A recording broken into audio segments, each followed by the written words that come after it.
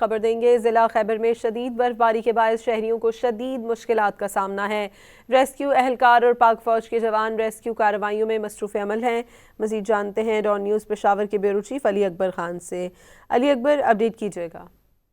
جی، ضلع خیبر کے پہاڑی علاقوں میں کل شام سے جو ہے برفباری کا سلسلہ جو ہے وہ شروع ہو گیا ہے اور رات بھر جو ہے برفباری رہی، جس کے باعث وہاں کے رہائشیوں کو اور جو نقل مکانی کرنے والے لوگ ہیں ان کو مشکلات کا سامنا کرنا پڑا۔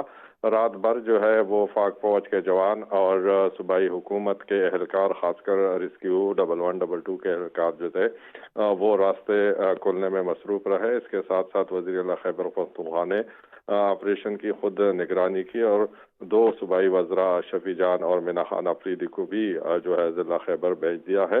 اس وقت ضلع خیبر کے پہاڑی علاقوں میں کلیئرنس آپریشن جو ہے وہ جاری ہے تاکہ عوام کی مشکلات جو ہے اس کو کم کیا جا سکے۔